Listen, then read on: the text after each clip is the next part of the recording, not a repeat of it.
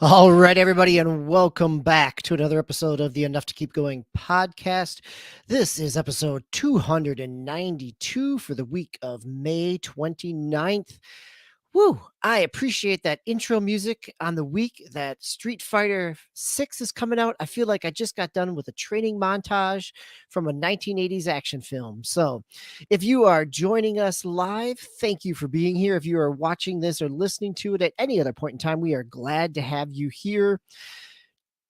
And I'm not just glad to have you here, myself, DBQ Hams, back finally again, but I'm also joined by my other two co-hosts, Tau Master 99. Tau, how are you doing tonight?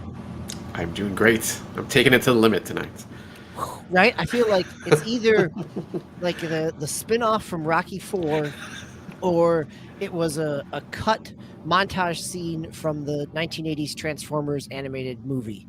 So I appreciate that intro music, Game Logic. Thank you for queuing us up, getting us ready with some energy. So, Game Logic, how are you doing tonight? That will be interesting times because, one, I did not realize that you guys could hear that in StreamYard. So, because normally when we do Discord and OBS, you guys can't hear it. So, again, it'll be interesting times now that you guys are able to actually hear the intro music. That's right. Just getting the hype ready. That's good. That's good. And we are coming to you here on the 29th. So, this is a Monday night. If you are a regular listener, viewer, we usually record on Sundays, but because of the holiday weekend, we were often traveling or at least just taking it a little easier, maybe squeezing in a few more games for our show tonight. But now it is Monday night, which means we are here and ready to go. So let's get started. We've got some games to talk about. We've also had the Sony PlayStation Showcase. There we go. A lot of S's in there to talk about in our news segment tonight, along with some other news of the week. Tao, you are starting us off with a brand newish game. This game came out early access on May 17th. So this is V Rising. One, tell us a little bit about it, obviously, but also how did this pop up on your radar? Yeah, so I had heard about it previously when, obviously when it had come out, well, not early access, but there's actually some people on one of the Discord's servers that I was on that they were talking about it. So I was like, oh, okay, I've heard about it. I thought what it originally was, I thought it was a like a Vampire Survivor clone, but it's not that. I saw there was just one little sentence some guy was talking about it, and he's like, "Oh yeah, it's kind of like Diablo and Minecraft kind of meshed together." And I was like, "Oh, whoa, okay." So I went. I just happened to go into the store like a little bit after I saw that, and it was actually on sale. So I picked it up, and I started playing. I've only probably have maybe hour and a half, 2 hours at the most so far. But it's definitely right up my alley. It's got that isometric view of Diablo. And you're kind of hack and slash, and you got the the different power moves and where you just hit it and he does the move and stuff like that. I think I have like 3 moves right now that I can do, and I've started to build a little bit of my kind of just like a little bit of a base that I can do right now, and I'm kind of just going over the world right now. But it's an open world game, so there's a lot to do. That's one of the reasons I haven't actually gotten too much into it right now, is just because I have to sit down and have like a few hours that I can actually play it, and I haven't had that kind of time this past week, especially this weekend. Like I haven't really played anything. So is there some survival aspects in it as well? Do you get some crafting in it, or is it mainly kind of hack and slashy? No, yeah. So there's crafting in it. There's a survival element where you have to keep your not only your health, but there's like kind of like I guess it's like a blood meter or blood status thing that you kind of have to keep up. Also, so that's the only 2 I've noticed so far. I haven't really seen anything else. Of course, you're playing a vampire, so I guess that's all you really need, because you don't need food or water. So it's just the blood meter and your health so far. So yeah, I've just been going around kind of just hitting things and trying to get there's pretty much you can hit anything to get like stone and wood and stuff depending on what's around you, so trees or buildings, or if it's wood, or if it's made out of brick, you get that material, so you can get that stuff. But I mean, pretty much everything is pretty much destructible for most part that I've seen so far, other than like the huge And I started off on this huge castle area that obviously you couldn't like break that apart, but any kind of like ruins that you see anywhere, you can kind of break apart, and obviously like trees and rocks and stuff like that. But it seems pretty good. And so I'm playing solo. So you basically join a server, and then you can either go into a big multiplayer server or just do like a solo server, a private server. So that's all I'm doing right now is the private before I try to get used to the gameplay. Excuse me, before I jump into a public server. And I'm not sure if there's PvP or not. I think it's just PvE as far as I can tell. But I have to look into that a little bit more to see what's going on there. Yeah, I'm enjoying it so far. So Diablo, I guess, is because it kind of the hack and slash stuff that you can do. There's not really drops per se. You just kind of unlock things as you level up. So you don't have to get your all the different armaments that you get like in Diablo and stuff like that. But you just kind of unlock stuff as you go, and then you can kind of upgrade those along the way, I believe, later on as you play. So, but yeah, it's pretty cool right now. I want to see if one of my friends or maybe somebody on the server that I heard it on might be playing it right now, so I can kind of jump in with them, just kind of get a little bit used to it, and maybe jump on with somebody who's played it for a little bit more than I have right now. But yeah, I'm really enjoying it so far. Cool. Nice. So it's in early access still. Is there a roadmap in terms of, I mean, can you tell that it's early access in terms of like features or placeholder text or anything? I haven't seen anything so far that would make it look like it was early access. Fortunately, I guess that's good. Of course, it's been a little bit. I think they've had a couple of updates since the release. So, but like I said, yeah. Now, like I said, once again, I'm playing on private server, so maybe if I go online, I might start to see some issues or something, stability or otherwise. But so far, I haven't really seen anything going on. I'm trying to remember. There's even like a little story mode too at the beginning, which is kind of just like a cartoon, like an animated thing. It's not like fully 3D rendered or anything. So, but that seemed fine. The voice acting was fine. So I haven't really seen anything that would say early access or anything like that. And I think I was reading that it was like 1 million or maybe even a 2 million seller, like, within the first few weeks or something like that. So, or first week, maybe it was like 1 million seller. So it's, it's doing pretty good. Nice. Cool. Fun. Thanks for bringing it up. I was not on last week or the week before, I think, right? I've been out, and I thank you all for understanding. I wish I could say I've been out because I've been glued to my Switch playing Tears for the Kingdom, but really that's not the case. But I have been playing Tears for the Kingdom. I picked it up upon release, had a chance to been playing it, kind of picking at it a little bit.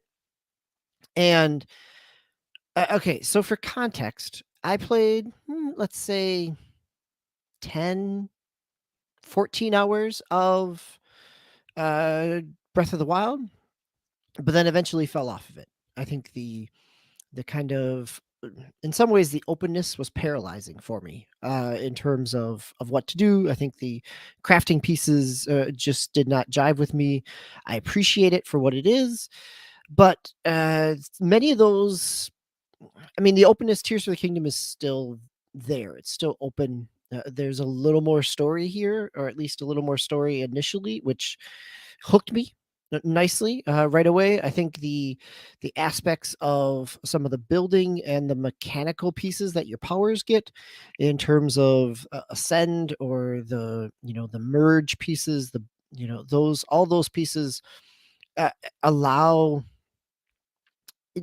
me to have more fun in the game, I guess, is it makes it easier to kind of putz around. And I don't know that I'm very far in the game, finding a few shrines here and there, but a lot of it is that same type of, kind of go out, I find myself kind of wandering and not necessarily following a whole lot of the path, even though a lot of the reviews and comments online have said to stay with it until you kind of get the glider, but it's so easy to just kind of wander off in a direction.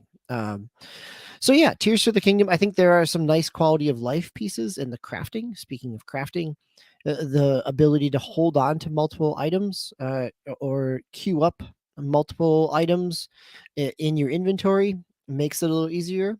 You still end up with a real limited inventory for a while until you start unlocking additional spaces with the Koroks. So there's that piece. It is anybody listening, or we've all heard plenty of other people talking about Tears of the Kingdom. It's pretty impressive as what it is. Definitely you can see that frame rate chug a little bit as you're grabbing a number of pieces and trying to kind of carry them through the environment. But in terms of as the game is regularly playing out, I it's impressive that the Switch is still holding on to it, right? Looks good on the OLED Switch, looks good on TV, runs pretty nicely. It is, yeah, it is one of those where like I know that I'll probably keep kind of chipping away at it from time to time. So I think it will be an interesting. Here's my concern, gentlemen. I enjoy it, but whether or not I'm actually going to dedicate the amount of time to stick with it is probably always a question, right? Like I can appreciate it for what it is, but whether or not I find enough kind of headspace to stay in it, I think that's more of a challenge of, I think this is part of what, given where I'm at in life in terms of other life commitments, the nice thing about having something that gives you a guidepost in like an Assassin's Creed type of way is that it makes it easy to drop in and drop out, and you don't have to exactly remember where you were, right? Like if I was playing this on a regular basis, but I don't necessarily have time to keep doing that. And so I think for as much as I'm really enjoying it and really impressed with it, it is, I think it ends up being something that I kind of just chip away at over time and appreciate it for what it is. I think it's all the praise that it's getting is well earned. But again, if you didn't, if Breath of the Wild didn't do it for you, I don't know that Tears of the Kingdom makes a big, doesn't change your mind necessarily. I think it is a better game. It is more user friendly in terms of some of the AI pieces and inventory pieces. Some of those kind of oddity or the struggles there, the friction has been ground down a little bit, and the world remains fun to explore and kind of dive into. So I guess that's me saying I'm really impressed with this game, but at the same time, when I find myself with just a little bit of time, I have a hard time convincing myself to go in and play it, right? Like 20 minutes in it doesn't necessarily feel like I can do a whole lot. Like I make my way a little bit and maybe get to that next shrine.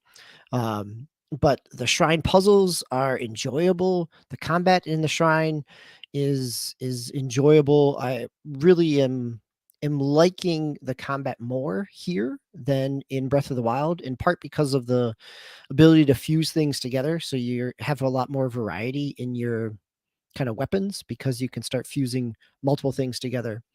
So I haven't been down to the depths yet, right? Like there's 3 more or less worlds to explore. You have the Sky Islands, you have Hyrule Kingdom, and then underneath it you have the depths, which are, you need to light them up. There's historical civilization remnants that are down there, and so you're kind of exploring and finding other things there as well. But I have not had a chance to get down into the depths yet. Gentlemen, where were you at, Tao? You played Breath of the Wild. Swiss was really the kind of Breath of the Wild, kind of cheerleader here on the podcast. How far did you get in? Did you bounce off it eventually? And where's your interest level with Tears?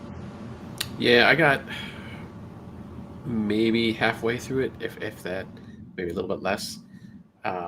And yeah, I was kind of the same way. Like I was enjoying the game, but just the sheer scope of it, and not that it was like too overwhelming for me, because I love open world games. I always play them, but it just, the problem was I would kind of bounce off of it for even just like a couple weeks, come back to it, and then have to relearn stuff again. I think I mentioned a little bit of this last week with some of the other games I was playing, and it just seemed a little bit harder for me for some reason with Zelda to try to get back into it and get like a good flow. Because then once again I would play it for like maybe a week or two, and then I'd bounce off for a week or two, maybe even a month. So it was just kind of hard to try to get back into it. And there's a lot of times I thought about maybe I'll just restart, but then I'd look at my look how far I'd gotten. I was like, I don't want to. I think the problem was at one point I got just like kind of stuck, like I didn't know where to go or what to do anymore. So I think that's another thing, trying to get back to it, where I was already stuck in the first place when I stopped. So now trying to get back to it and try to figure out not only the controls and all that, but trying to figure out what I need to do is like so it just kind of killed me. And every once in a while I will just jump back in and just kind of putz around the world, but not get too far into it anymore. And I didn't buy Tears of the Kingdom this time. I know it's it's getting rave reviews, and it's just I just can't do it. Plus, I'm always that kind of person that was like, I got to beat this previous game. I think this is actually, I got a question for you real quick. I mean, a gamer wondering about this. Is this a prequel or is this a sequel to? So it is a direct sequel to Breath of the Wild. Okay, it is a sequel. Okay, You I always start thought it was off kind of after the story kind of picks up after the end of Breath of the Wild. You have all your a part of the intro, and it's not really a spoiler at all. As part of the intro is they kind of Metroid, they depower you in a way that makes sense within the story. So Okay. there is that. Like, it is very much a continuation of things. Okay. Yeah, I don't know why I always thought it was going to be prequel. Maybe that was like at the very beginning when it was first being announced that people thought it was a prequel. Yeah, I think there were some kind of rumors out there about where it was going to be set and things like that. So, Yeah. So even more so now, I got to beat that first one before I can even start this one. So I mean, I feel like the broad strokes of the last one. I know the broad strokes of the story. I didn't feel like I missed anything coming into this. I think from listening to other podcasts and people online talk about it, like, yeah, there are, like, when the different characters, there's a lot of callbacks into the characters here, but again, it doesn't necessarily, it adds, it's the equivalent of if you've been reading something within a series, and you get some of those references, but it also works as a standalone. You don't necessarily need to have played it. It's not that story dependent to be able to have played Breath of the Wild to know what you're doing, know where you're going, type of thing. So you definitely, it seems like you get more out of it because you have that context, but at the same time, I have jumped back into Breath of the Wild a little bit just to do some comparisons, and some of the quality of life improvements just in the inventory make Tears of the Kingdom a whole lot easier to kind of navigate through and stay engaged with. So yeah, I mean, I feel like I when I first started playing it, I was super excited to talk about it on the podcast and rave about it. And the more that the more distance I get and kind of chip away at it, realizing like I just don't have the time to commit to it in the same way. And that's probably more of where my qualified endorsement of it comes, right? It's an amazing game. I just don't know that I'm the player that is going to wring the most out of it. yeah. Game, you look like you have a question. Do you feel that something like Marvel Midnight Suns is something you can jump in and jump out of? Oh, that's a good. In some ways, because the strategy elements there, you have some explanation of what those cards are doing, right? Like, I think not in this. I don't think you can to the same degree. Like, it's not. I feel this way about a number of games, right? Like, I think one of the reasons I've bounced off games like Horizon is that it's harder to jump back into because of the layer of systems there. I think Midnight Suns works as a jump in, jump out because the card battling kind of explains what you're doing in terms of the combat, right? Like, as you're going through, you may not remember all the combos of different pieces, but as those cards come up, they tell you what you're doing. So maybe you're not necessarily pulling on all the narrative threads or keeping those together, but I think in some ways I feel like I can, and I have jumped in and jumped out of Marvel's Midnight Suns over the course of 5 months of having it. And maybe it's because because I'm used to that format in a comic, right? Like I'm used to reading a story once a month, right? Like, and kind of jumping in and jump out there. Is there a hub world in Tears of the Kingdom? Not. I mean, I wouldn't consider it a hub world like you have, in Jedi Survivor. You definitely have a hub world, right? You have a large world that is bigger than your other planets that you move in and out of, and because of some of your abilities, you unlock more of that world. I think maybe to tighten up my question. So is there like a central location that you like are always operating out of? I mean, in some ways, Hyrule is your central location, right? Like the main, not necessarily field, right? But the main space, like the not the Skylands.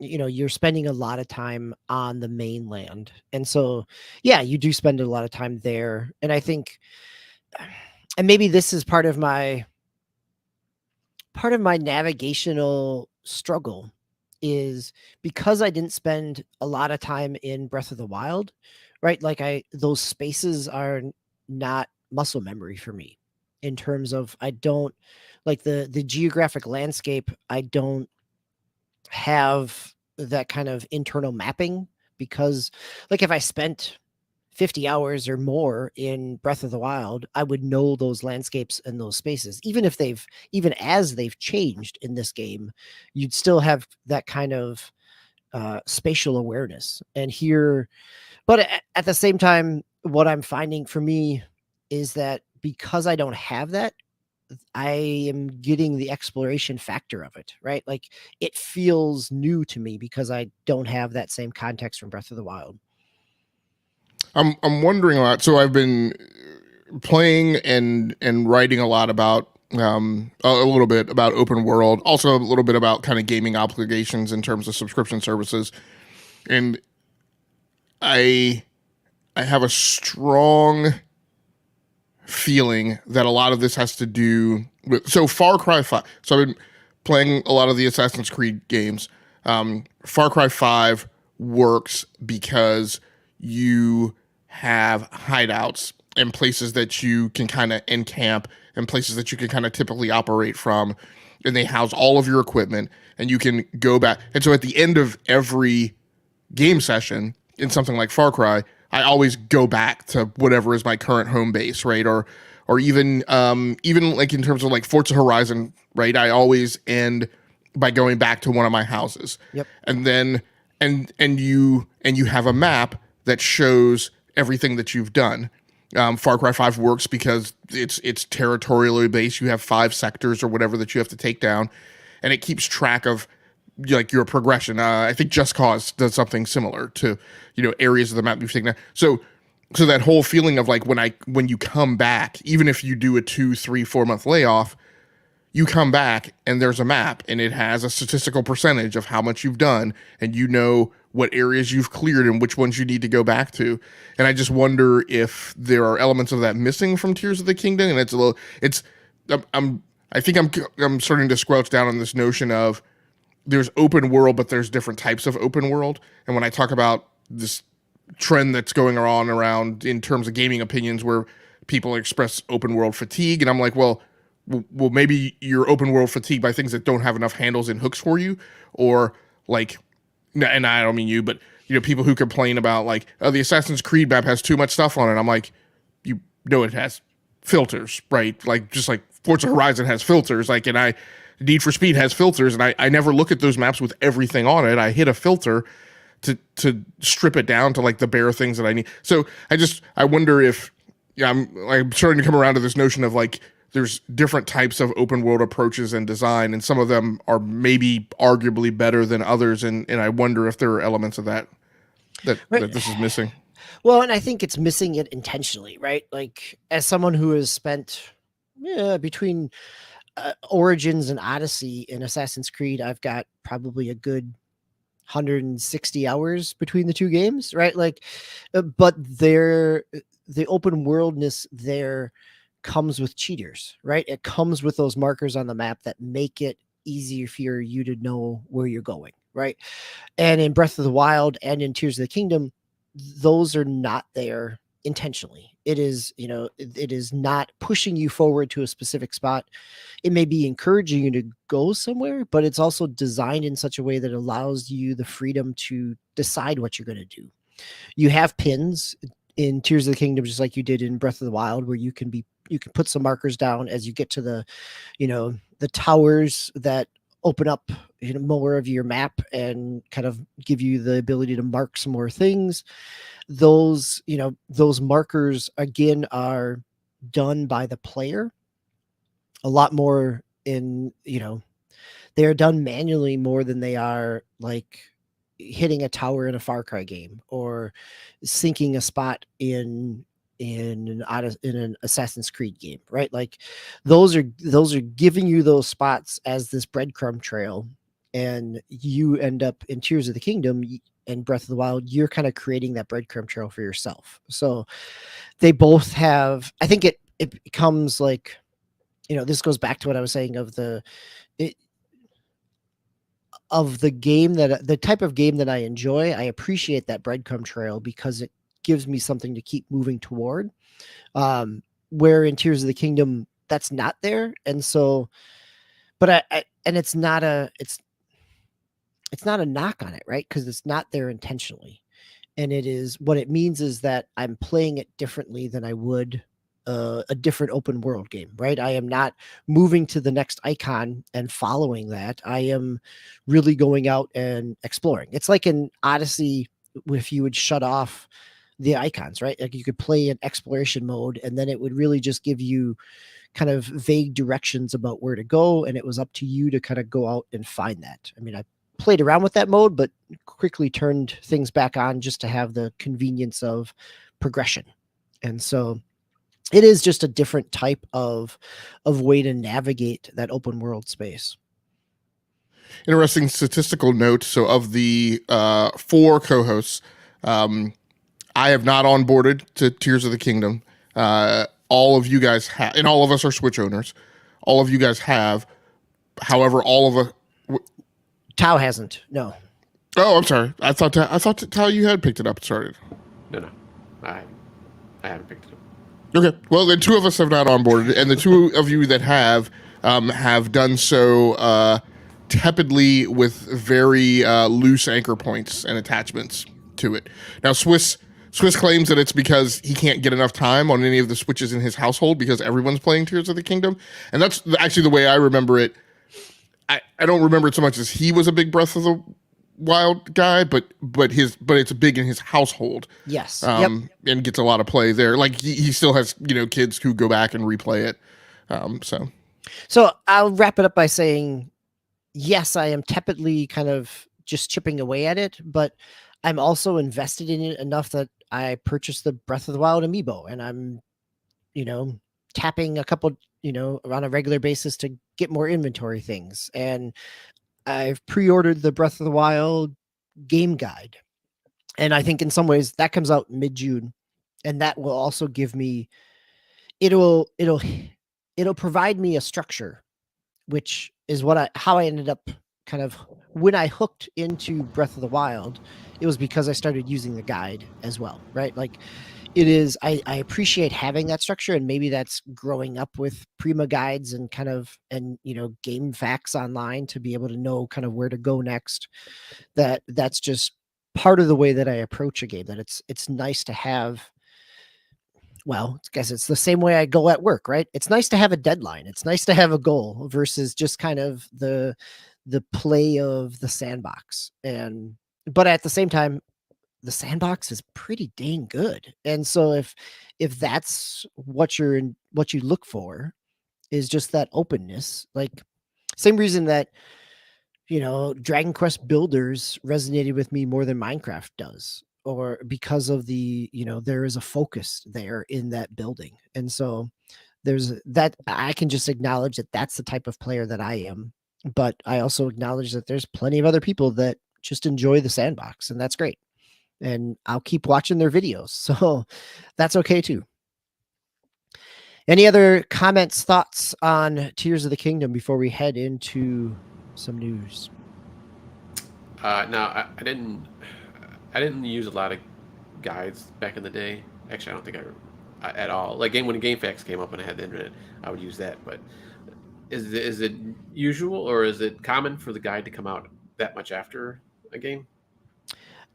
I guess I would say right in this day and age, it's not common for a guide to come out at all, right? Like Okay. to have a physical guide.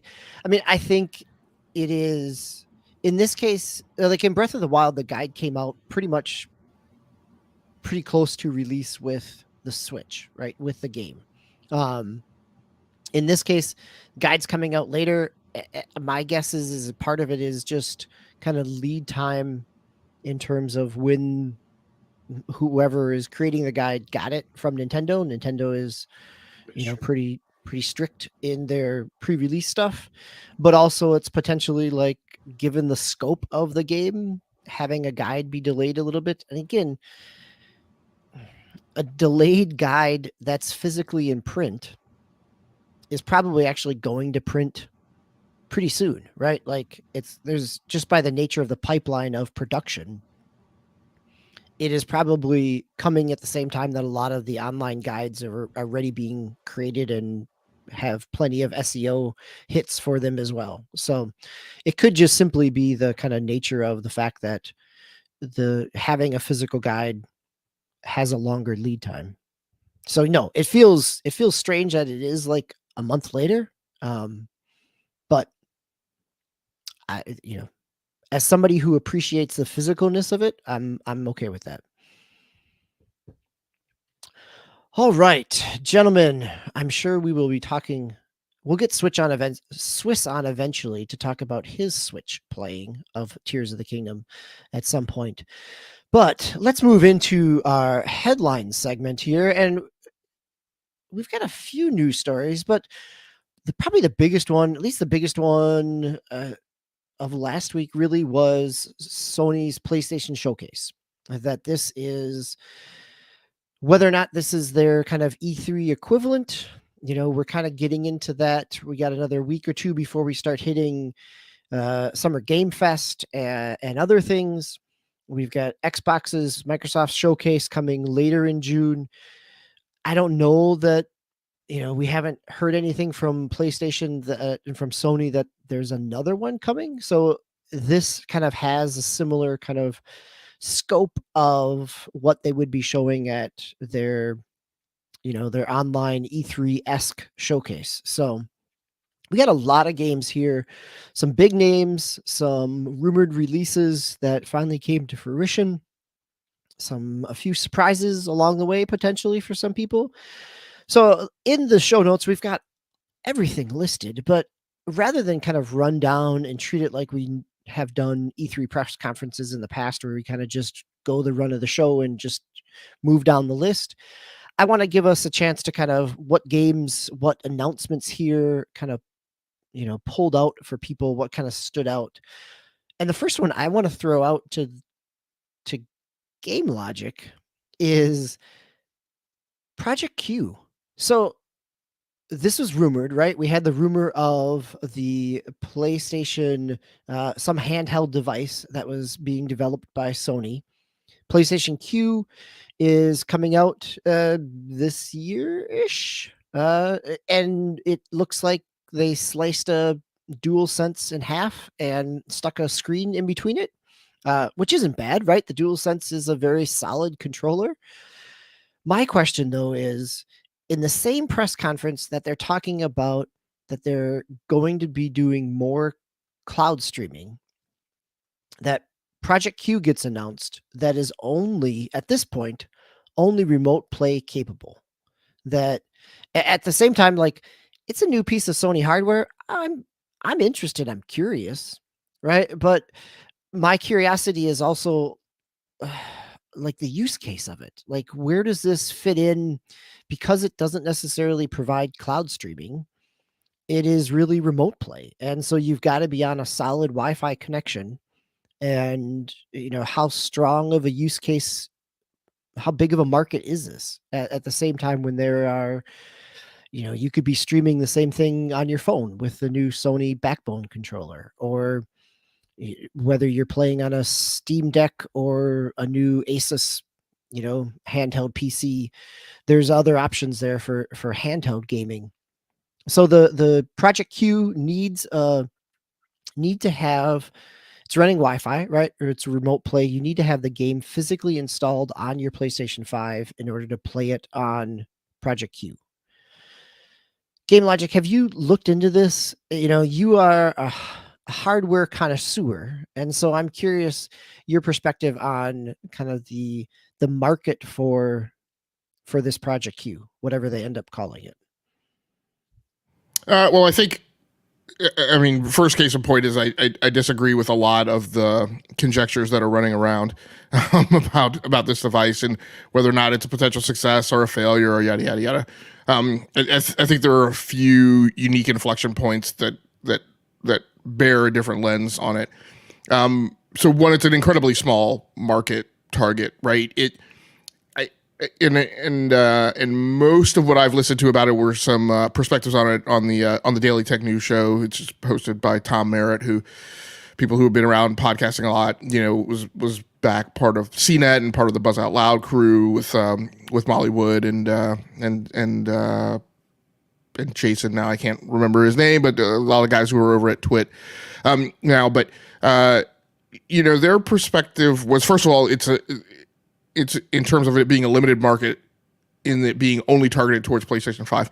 I don't know, which is about like 30 million, 33 million plus, people thereabouts. I don't know that it's solely targeted to PlayStation 5 owners. It's remote play compatible or capable. And so I would think that would include PlayStation 4 potentially. And if it doesn't launch that way, it seems like that would certainly be something that could be patched in. It's not a matter of it being hardware compatible. It's simply a matter of it interpreting TCP IP signals over a wireless network. So that's a really good point, right? You have the remote play from PlayStation 4. That's a huge audience at this point. Yeah. Yeah. So it might be that. One thing that they did bring up that I thought was very particular was, the NVIDIA Shield launched with the capable of playing games on the device, right? Capable of playing Android games.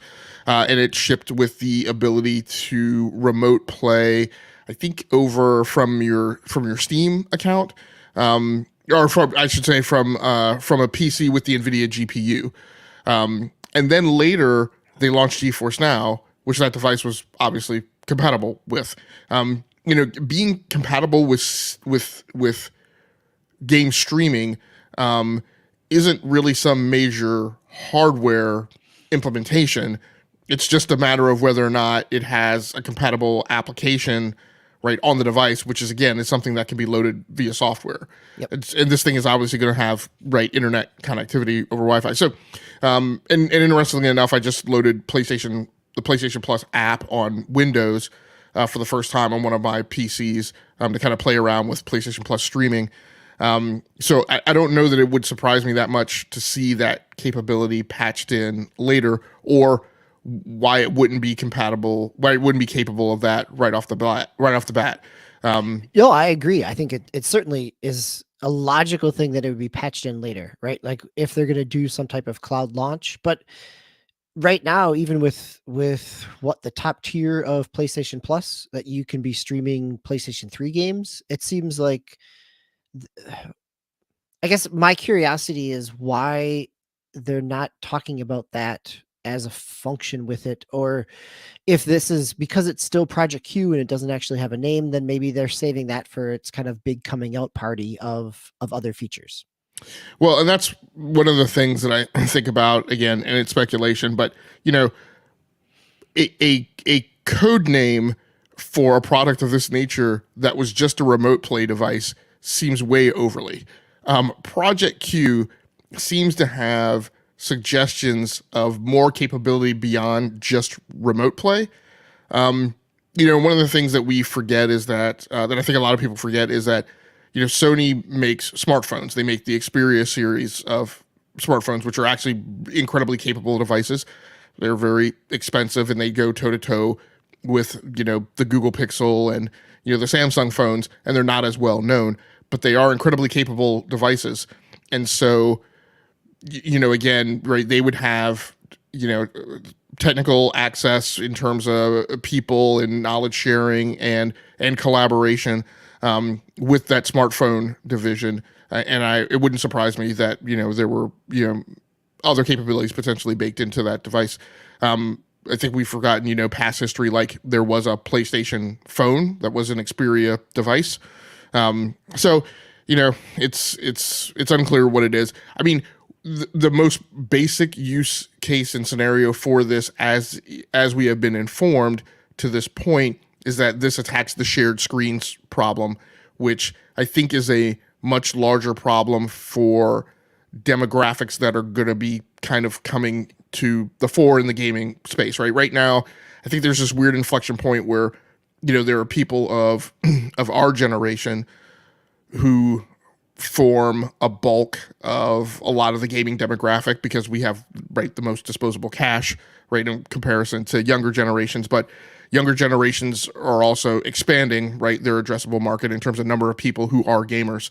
And so those people are going to be the people who don't have, right, 2, 3, 4, 5, 6 television screens in a home, and are going to be at that point where, maybe they have their PlayStation 5 hooked up to a television and maybe they are, at that age where they have roommates. And so everybody doesn't have access to the screen, and they can play on their device, or recently married, with a spouse who, right, still is a big TV watcher. Right. And so, right, kind of like you guys used to use, I can't remember which of you guys owned the Wii U. I want to say one cast, you did DBQ. So I think I remember, and Tao, you did. I think I remember you guys both mentioning that, things like, you're watching something, or you're in the same room with your wife while she's watching something, or, children while they're watching something and you guys are playing on your Wii U tablet screen. So, that's the problem that it attacks. Not a super huge market. Some people make a big ado about, well, it only attacks a very small market, but I'm like, so does PSVR 2. Right? Yeah. I mean, I think that's the, I will say, even in my hesitation and questioning of it, once it goes live for pre-orders, I'll be there. Right. Like as somebody who has played remote play on my Vita from PlayStation 4, somebody that owns a PS TV or a Vita TV or whatever the little box was, Sony does interesting stuff. And the fact that this has, as you just were saying, right? Like there's so much that can be patched into this from a software piece, that just like Tao has played plenty of Xbox cloud streaming stuff through Game Pass, down the road, if this device provides that, yeah, I'm more interested in Project Q than I am in plunking down $550 for a PSVR 2 at this point. Yeah, and so things we don't know are, like you just mentioned, right, capabilities that could be patched in. Things we also don't know is how this could be bundled. There's potential that this could be bundled, right, with PlayStation 5s and some additional SKU. It could be bundled with service. And so it is very possible that a thing could happen like, you buy this device and you get some tier of PlayStation Plus for 3 months or 6 months, or, you could, I mean, there's lots of crazy things that can be done, like even like lifetime deals, right, for certain levels of PlayStation Plus if they wanted to go that route. And if this thing were to be cloud enabled, now you have an incredible device that can access an entire PlayStation Plus library on the go as long as you're on Wi-Fi. And people again make much ado about this being only a Wi-Fi device. But I think one thing that should be considered is that, again, Sony's going to make you pay for stuff. So I'm not going to say that this device is going to be cheap. However, it is certainly going to be cheaper than it would have been had they put a 5G, 4G radio in it, right? We already have one of those devices out on the street now, the Razer Edge, or whatever it's called, that, you have to get Verizon service along with in order to use the thing. So, at least they kept that cost out of it. And that, again, as the strategy unfolds, that may have, had a very good reason for them to do so. Sure. And I'm sure they still have their sales numbers from the different SKUs of the Vita, right? Because at one point in time, the Vita came with a 3G package. I think it was an AT&T service package. Yeah. Yep. So that's the hardware piece, but let's dive into some of the games here. Tao, any game you want to start us off here? What game kind of stood out to you as either a surprise or something you're excited about or interested in, knowing that a handful of these not only will be on PlayStation, but also will come to PC, and some of these will even be on Xbox because they're not platform exclusives. Yeah, I think first one is the Marathon game announcement. Yep, Bungie's return to Marathon after the 90s. Yes. So not necessarily a sequel or a remake. It's in the universe of Marathon, and I guess it's a PvP. Well, from what they've said and what I've read, it's a PvP only game. So far, there's no single player campaign. So I think I played might have been a demo. I don't think I actually owned it. I don't know if it was on the 360 or maybe the original Xbox One of the original Marathon, and it was fine, kind of doomish type of game. But it'll just be interesting to see, what comes of this. And it is Bungie, so I mean, at least the play mechanics should be, obviously pretty solid, pretty decent. But just kind of overall how it's received, just because a lot of times the PvP thing isn't the best well received games out there. But I think it kind of depends on where it's coming from too. Obviously. We had a couple from Ubisoft that have been pretty much poo-pooed on before it even came out. But I want to see more, obviously, because I don't think they showed any gameplay. From what I remember, I think it's like it's all kind of CG and kind of thematic, kind of environment based. As we're watching it here on the stream, very colorful. Yep. Yeah, so that's the one thing I don't really remember from the original game. I don't remember if it was like that colorful or not, but like I said, well, we'll just have to see when it comes out. I mean, I think in some ways the fact that it's Bungie gives it some initial cred in terms of people willing to give it a try. The fact that Bungie creates really good shooters, right? Like the feel of Destiny still is just, even if you haven't kept up with the story, just jumping in and playing a little bit, the gunplay is still really solid and enjoyable. And so even though even if the PvP Crucible aspect of Destiny 2 has really kind of trailed off, and the support for it has not been the same as it was early in Destiny 2's life cycle, the mechanics there are still sound. And so it is, I could see where this has the potential to be a big hit. It also has the potential to, it is also a really tough market. So it has that, it's hard to come in and create something new in that PvP space and hold on when people already have games that they're committed to, right? Like Call of Duty players are still Call of Duty players. But I think in some ways, even if you have what was the PvP market in Destiny 2, if it moves over to Marathon, that's a really stable base to start with. Yeah, but I mean, do you guys, and I may have missed part of the conversation there, but so Marathon is not Destiny 2. It is a PvP extraction shooter. Yes. So it is Escape from Tarkov in space. That is an incredibly small pool of PvP people, because that gameplay is way more of a PETA than a lot of other PvP kind of shooters. I mean, it carves and skates very close to, in my mind, what EVE Online is, in that it is brutal and unforgiving, and there's no PvP option. I mean, Tarkov has like some training grounds and things you can do to kind of learn the game mechanics, but at the end of the day, to make any kind of progress in the game, you have to go into the arena. So I don't know how many people they're going to convert and onboard to that. It looks stylistically great, but like I'm not dumping a ton of time into something that's a pain in the butt and that is fraught with harrowing danger. Like, I mean, the thing for Tarkov is like every time you go out, I mean, the only way to not really place yourself at a risk level that you like care about is to not take good gear. And obviously, if you don't take good gear, you're probably you put yourself at the chance of not doing well. So, well, and like Tarkov and what's the extraction mode in Modern Warfare 2, right? I Like, think it's that DMZ. yes, DMZ, DMZ, yeah. right? Like all of those require, and I think to your point, game, like all of those require to be successful at it, a real coordinated team, right? This is not just a grouping up with a bunch of randoms and solo queuing. There is a real need for coordination.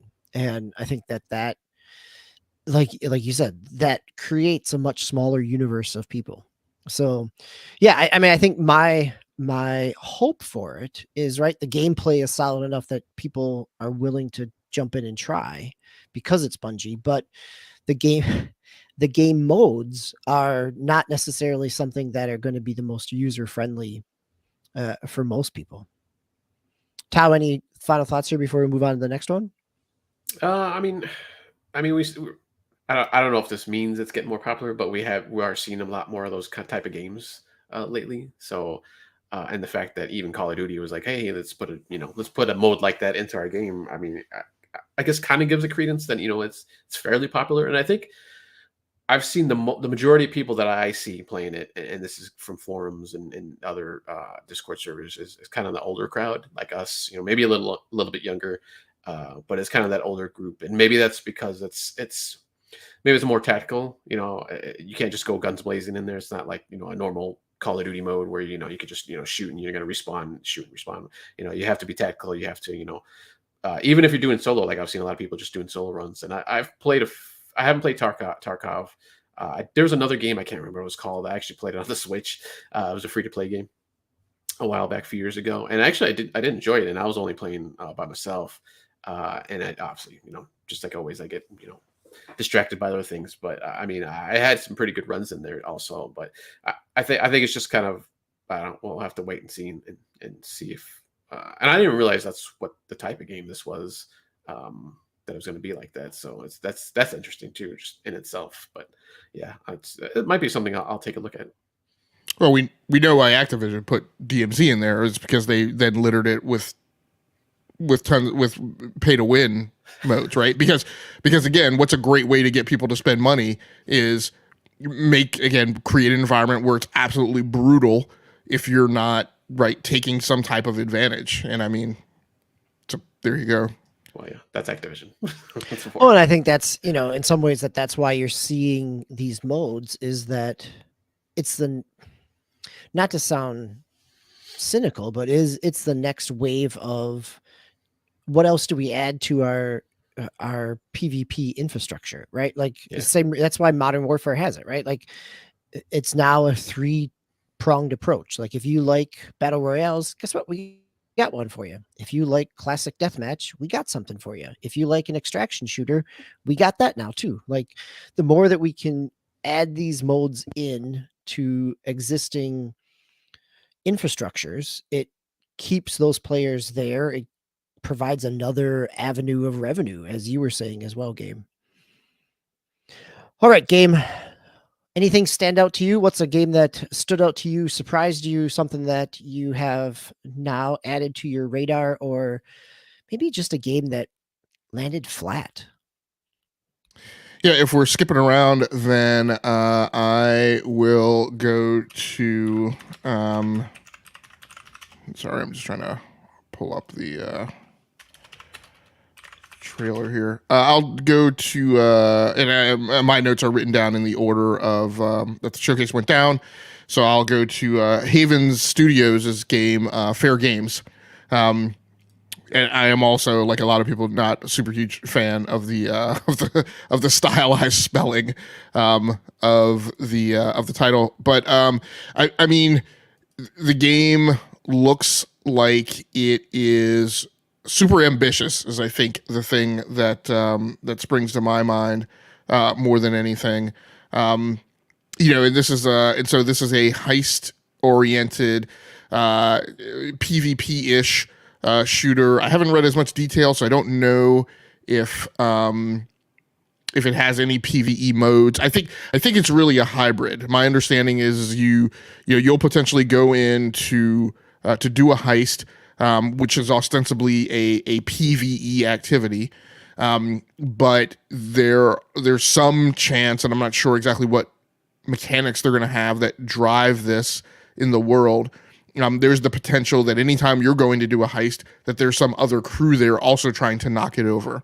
I'm also not clear if, there's the potential that a heist is like an arena and where there may be multiple teams deployed to do that heist.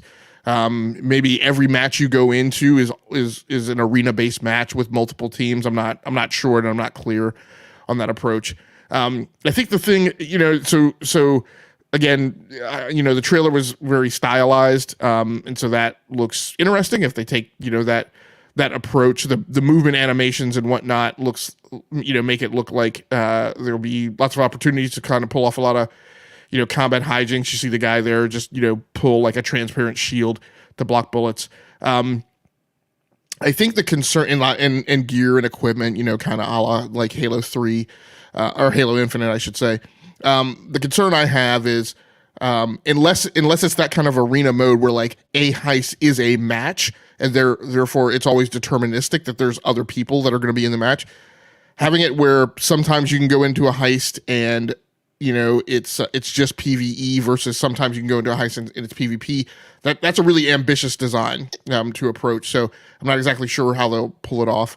Again, I have a lot of interest in this title and hearing more about it. I think the one major concern I have is, and I commented on this a lot, during the Microsoft Activision brouhaha, when people were like, there's no concern about competition. Game developers leave studios all the time, and that's another AAA studio every time they leave. I think I've commented on this show, like, no, it's not by virtue of leaving a AAA studio that somebody pops up a mom and pop shop studio and it automatically becomes AAA. It needs funding and backing. And one of the things I would point out is I'm a huge fan of Jade Raymond and her pedigree, but as far as I know, she hasn't shipped a game in a decade. And definitely not like a big AAA blockbuster. And I think the last thing that she shipped, she was like executive producer on. So,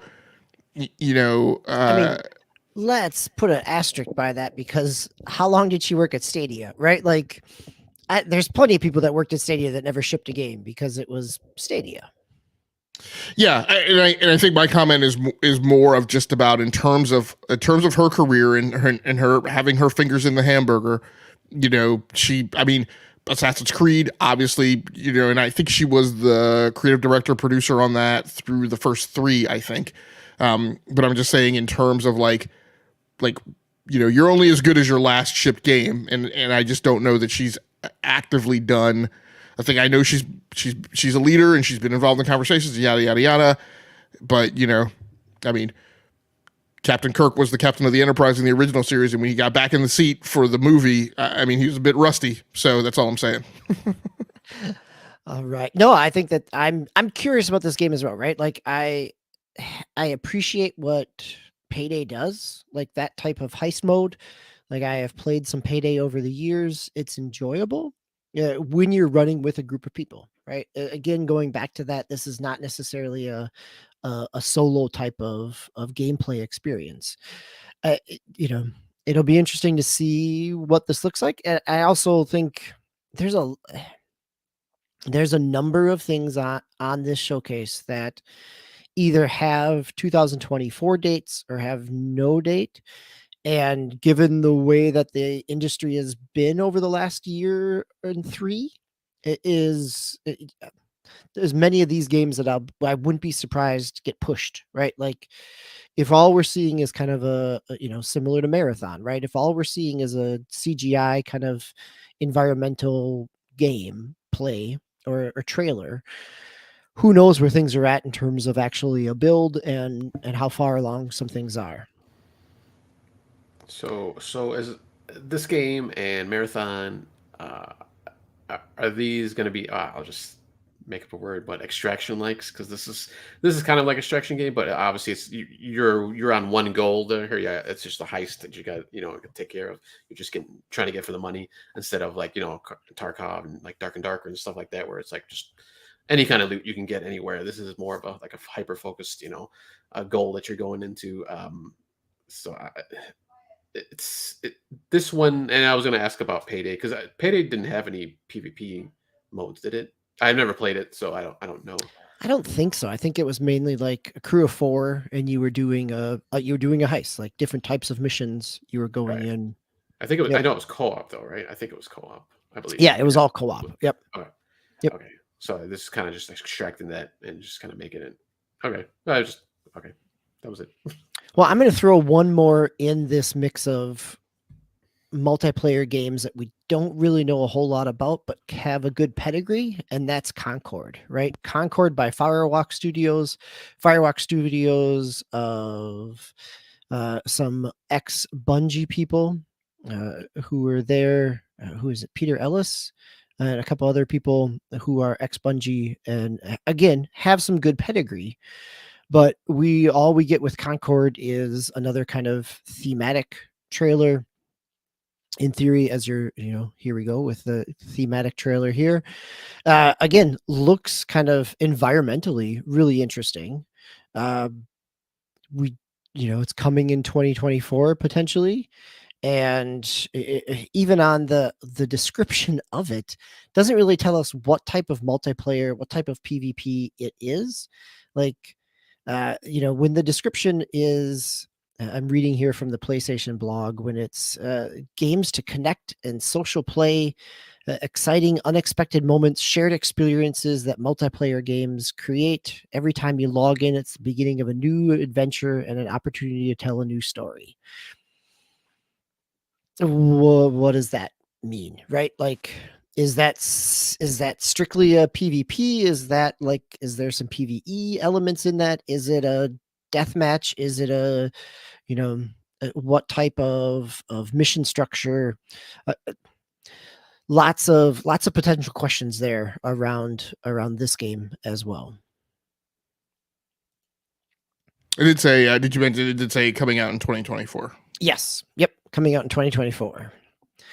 So I'm going to jump to a game that we know a whole lot more about because it is coming out in July, and that is EA's Immortals of Aveum or Aveum. That has had a couple of gameplay trailers already. Beginning of May, we had kind of a deep dive. So this is a first-person shooter with magic aspects to it. As someone who has played and actually has gone back to Forsaken a little bit since its release back in January, like the magic aspect of things mixes that up a little bit. Tao, I think, what was that magic battle royale? The Spell Force or whatever? Spellbound? Maybe? Yeah, right. But it was that kind of Harry Potter battle royale type of thing. So yeah, this game, it was not really on my radar because, one, it's an EA game and it's going to go on sale a few months after it launches. 2, it's an EA game, multiplayer game that I'll be really, well, it's not a multiplayer. I'll be curious, given what EA has shipped, how stable it is in production, like what kind of state it releases in and how many patches it will need to be stable. But looking at the gameplay here in the trailer, looking at the trailers, the aspects and combos of the different magic-based abilities seem like they could be a lot of fun. Like this is something I could see. It's gotten me a little excited. Like, yeah, okay, I could get into that. So, any thoughts on Immortals of Aveum? I'm excited too. I'd seen this before, and when I originally saw it, I was like, "This looks really hokey and gimmicky." I was like, "I'm not particularly interested." It feels like a Hi-Fi Rush thing. It seems like kind of a shooter, kind of an action game, but dripping and laden with a bunch of burdensome stuff that I don't feel like being bothered with. But I will say, after the PlayStation Showcase, hearing a lot more of the dialogue and the approach, and seeing kind of what feels like some of the Destiny 2 kind of mechanics, and the fluidity and animation, I'm a little more interested. And we just saw Miss Gina Torres, so also a big fan of hers as an actress. So, I'm interested. I'll be keeping my eye on it. So this is Ascendant Studios is the developer of it, and I do not know what else they have done. But how is this on your radar at all, or is this a new one for you? Yeah, I don't remember this, but like hearing about this one before. Like you mentioned, this is they've had stuff before, but I don't know why, because it does look kind of up my alley, especially lately with the Hogwarts Legacy and those type of games, and Spellbound and kind of magic-based games. This reminds me, and I was trying to look up the game, but I think it was a game a year or two ago. I can't remember what it was called, but it didn't. It was more of kind of like high technology that kind of looked like magic, where you can use like different like lightning and freeze abilities and stuff like that. It reminds me of that was third person. I'll look it up in a second. I'm sure I'll find it, but it kind of reminds me of a first person version of that game. So it just I think it looks like it'd be right up my alley. So yeah. So Ascendant Studios has some developers who worked, who were at Visceral with Dead Space, who have been in multiple different Activision teams with Call of Duty campaigns.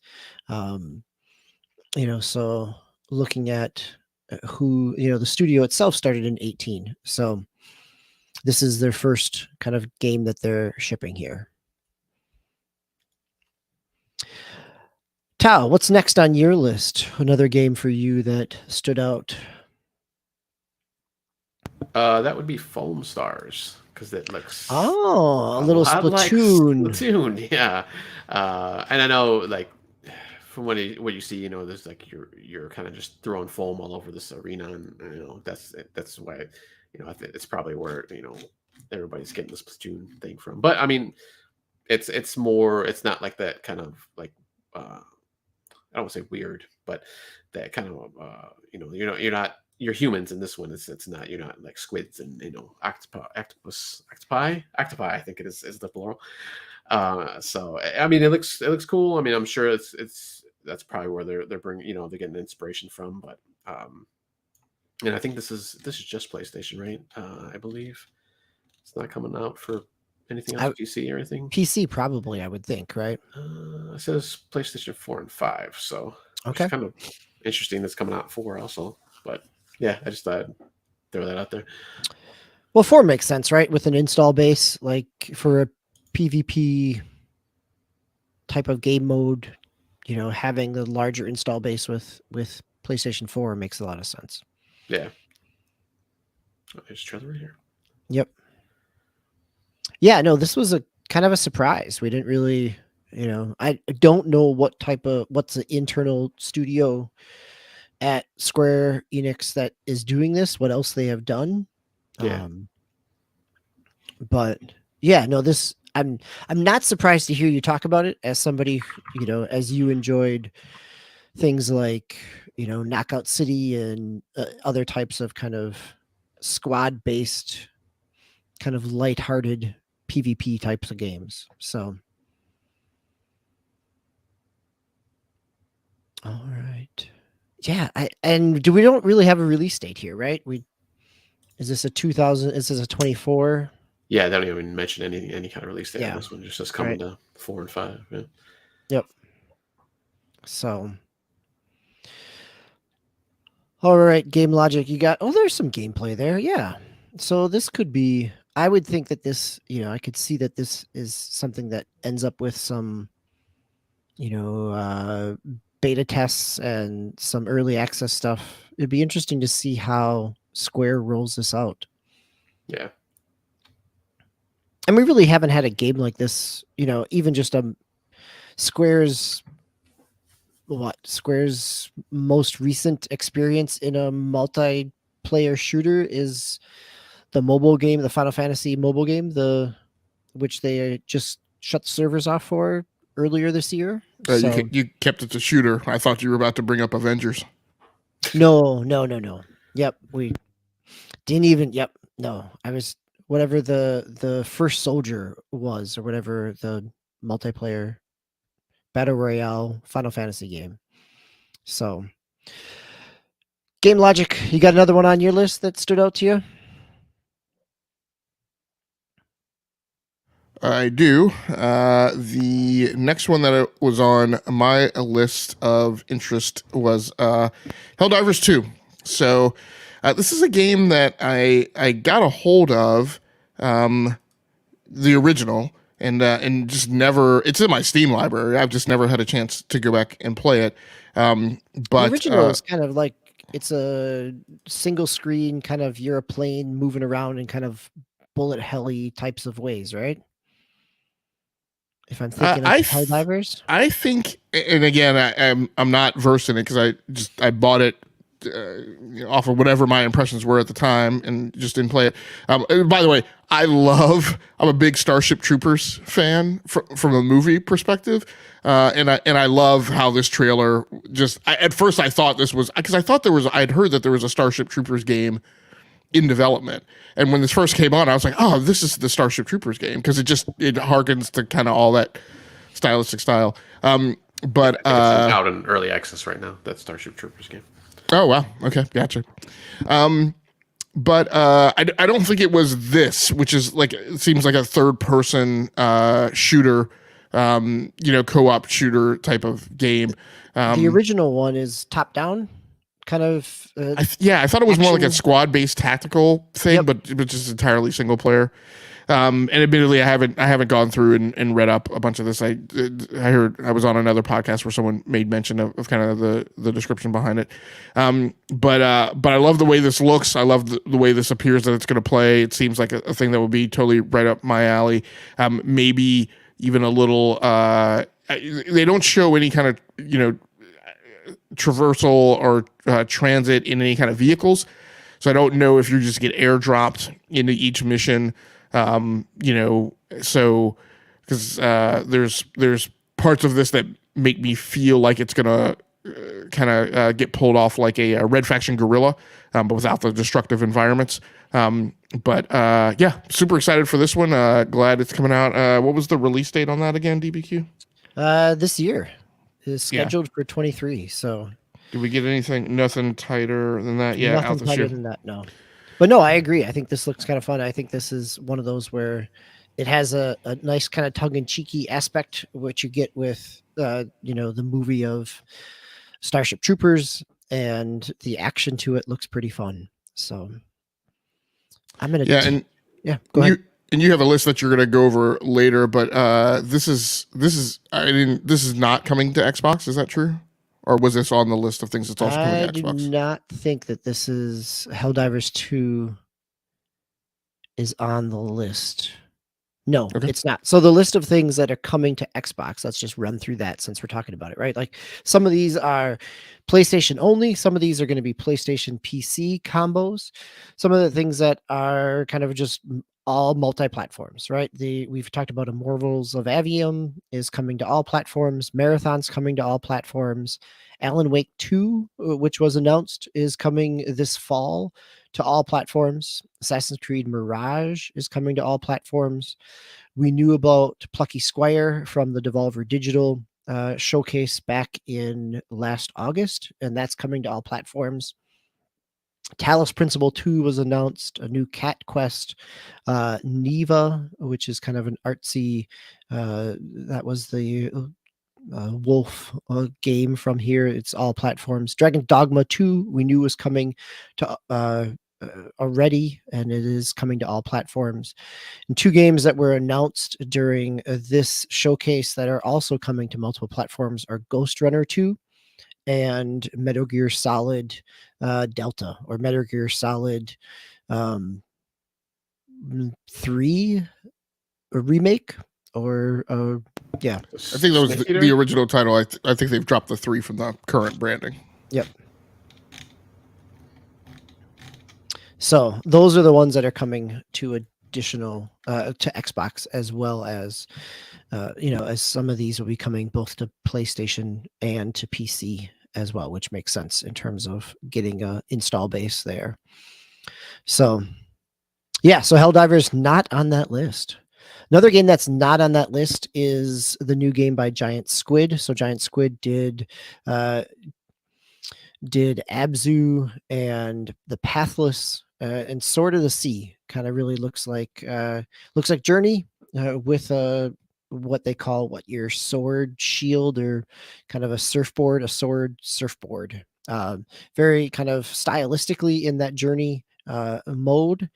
Definitely, I appreciate the art style, and that's a game that kind of stood out to me stylistically from a lot of the other games that were announced here, in terms of just being more of a, I don't know, an impressionistic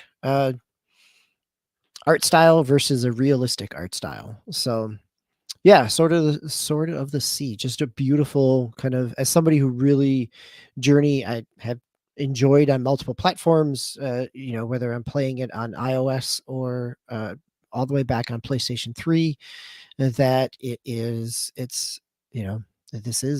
a reason it looks like Journey, because it's by the Journey people. But Abzu is basically Journey underwater, which I really enjoyed.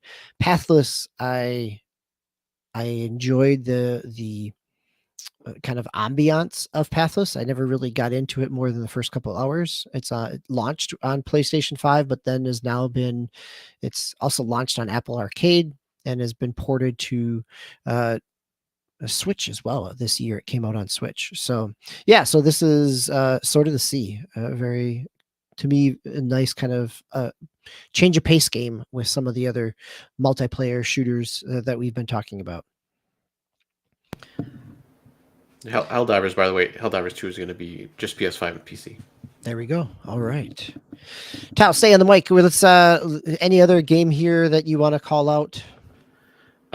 Just to go back to Immortals for a second, Outriders. That was the game I was thinking of. So that reminds me of a first-person Outriders. Okay.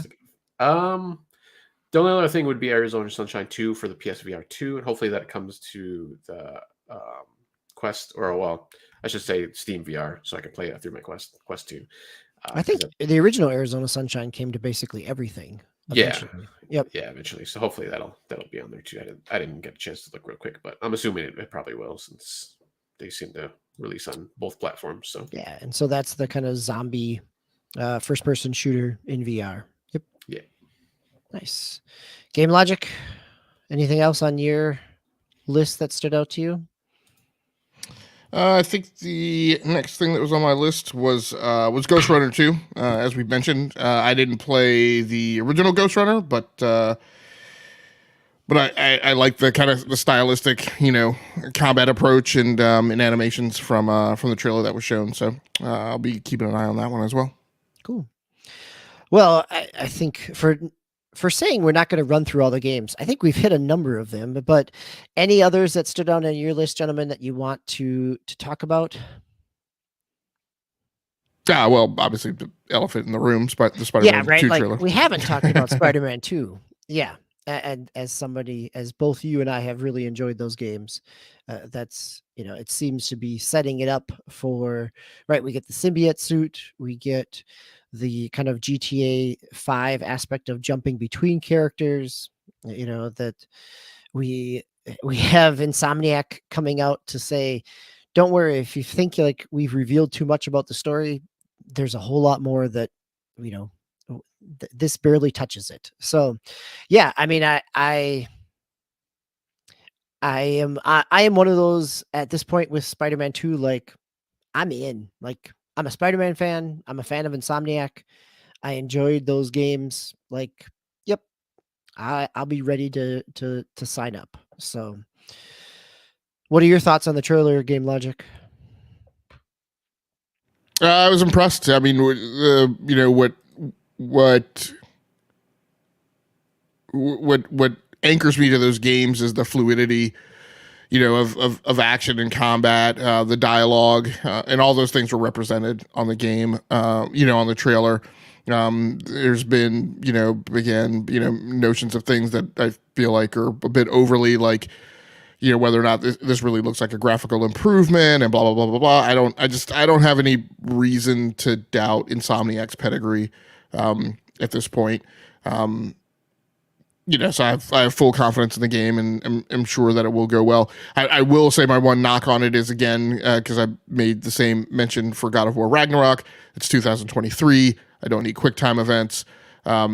I may be a skosh more forgiving for Amazing Spider-Man, because for some of those like high speed action sequences, like there may expecting someone to pull those things off in real time, I could see that could be an incredibly frustrating gameplay experience. And so, this is one instance where maybe QuickTime events, and the stylistic approach of slow motion, right, is the only real way to kind of pull that off. So until the industry comes up with a better way to go about that, I think I'll eventually work myself around to be okay about it. But it was, I had an initial feeling of being kicked in the stomach, when I saw that in the trailer, just because I'm so averse to that gameplay and design approach. But other than that was about it. Great. Yeah, no, I it'll be interesting to see, like, as we have spent time talking about Horizon and God of War feeling like more of the same. Like, yeah, this kind of does look like more of the same. Granted, I really enjoyed it the first time and the second time. So, and maybe that's exactly, like, I appreciated what Horizon was. I appreciated what God of War was, but maybe not necessarily enjoyed them to the same. I know that I didn't enjoy them to the same extent as I've enjoyed Spider-Man, but that's personal preference to some degree. So, Game Logic, we got a few other news stories here before we wrap up and turn the corner into our third segment here. Do you want to take one or two of those and clean up the slate? I'll just go really quick through these and hit. Over on Engadget, Story Run Xbox games will hit cloud gaming service Boosteroid for the first time in June. So this has been a bit of a surprise, I would say, over the last couple of weeks. These 10-year deals that Microsoft struck with various cloud game streaming companies, which did not have the effect of impressing the CMA as much as maybe Microsoft had anticipated. Surprisingly enough, they are going live now, even though the deal has yet to be fully approved. It saw the same thing for NVIDIA with GeForce Now. That content is already coming there. Of course, that content is coming there without the Activision catalog because that deal is not complete. But for people who want to be able to access Microsoft Studios games, those things are apparently starting to roll out already. The other news story was Dead Island 2 smashes record, selling 2 million copies in 1 month. The story over on PC Games and by Ed Smith. Biggest launch in Deep Silver's history. Deep Silver being one of the studios underneath the very large umbrella, very large parasol that is the Embracer Group. Another story that went by our windshield in a recent, I think, earnings call, because everybody's been recently doing earnings calls. Embracer Group kind of in the caboose end of the companies that have been reporting, but they did mention also that there was a $2 billion deal that they were involved in that apparently fell apart at the last minute. Apparently was a surprise to them as well. This may have been, some of the speculation has been, this may have been some deal that they were working together with Amazon. Given that they bought the Loader IP and then promptly farmed that out to Amazon. I think that may have been a deal going on with Microsoft, because they would have been a company that would have had a recent reason to kind of pump the brakes and maybe not be as confident as they had been about deals that were going on. Maybe something about that deal, they were concerned, would that, should that be revealed while they were appealing their case in the UK or before they went to their next hearing with the FTC, that it may have had a negative effect. So, but at any rate, the upside, Dead Island 2 has sold gangbusters, 2 million copies in, I forget what the time, in the first month. not world record, new record for the combined development studio and publisher. So good news. I talked a couple weeks ago that I've been playing Dead Island 2 a little bit, and I was pretty happy with it. I was having a better time in it, I think, this time than I had with the first one. So, always good to hear, that a studio has pulled off a success. Yeah, given the development history of that game, it's nice to see that it has been successful. So, all right, let's round into our third segment here with a little bit of gaming cleanup in terms of what else we've been playing. Since I was not on the show last week, I wish I could give you a big long list of everything else that I've been playing, but I've been on the road doing some traveling with family for vacation. It's also, I don't know, garage sale, rummage sale, depending on the part of the country you live in. It is the time when people put out their junk and it is their moving sale, because one man's junk is another person's retro gaming treasures. So I have picked up a few retro gaming pieces just today. My son and I picked up an original Xbox and some games. Picked up the other week, I picked up a DSi XL and had to swap out a battery on it, but otherwise everything's working pretty good. So, and some grab bags of old games, things like that. So that's been kind of fun. But most of my gameplay, because I've been on the road, has been on my phone. And yes, this goes back to maybe one of the other reasons why I have not been playing as much Tears of the Kingdom on my Switch, even though I could take it with me, is that I am still Honkai StarRail still has its hooks in me, right? This is the Genshin Impact studio, and I talked about this a month ago when it came out. Still playing. Got to level 50 on the battle pass, more or less, or whatever they're calling it, their star pass, this season, and on the free tier. And since I got to level 50, I threw $10 at them and unlocked all the other stuff that I could have unlocked, but I've pulled a couple of kind of some of the new characters. I haven't put any more money in other than that $10 for the pass. And by doing that, it gave me enough kind of materials to upgrade. I had a number of characters at like level 60 already. I think right now level 70 is the max. Still kind of making my way through some of the second planet's story. Really enjoyed the first planet story, and have been playing kind of the daily missions, and you do a number of other kind of challenge maps, things like that. So it's a turn-based RPG, and I think because of that, it makes it really accessible and easy to kind of just, do a few battles and come back to it. Have not kind of sat down with it in large chunks to get through some of the story pieces, and have spent more time just kind of doing a few things, like 15 minutes here, 15 minutes there. But it's I could see where it wants me to put a lot of money into it, but I have not done that. So there's a lot of game there, if even for a free player.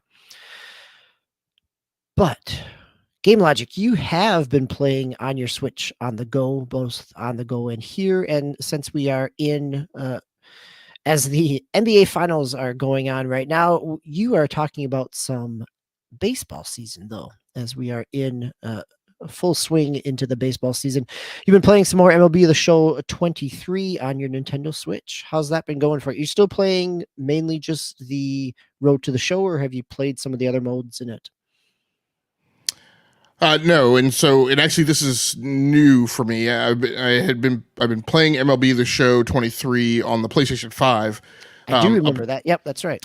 Up until this point, but I decided, I've been going through some stuff the last couple of weeks, gaming stuff, not personal stuff, but That's gaming good stuff. To know, like right? trying Let's take a moment here and pause and do a mental health check for you. Yeah, just trying to kind of sort some things out and think about, rehashing kind of my approach to gaming. And I realize, one of the things I realize is there's not a lot out this year that's really appealing to me. I think that this, from an industry perspective, I think this is the best year in gaming since 2017.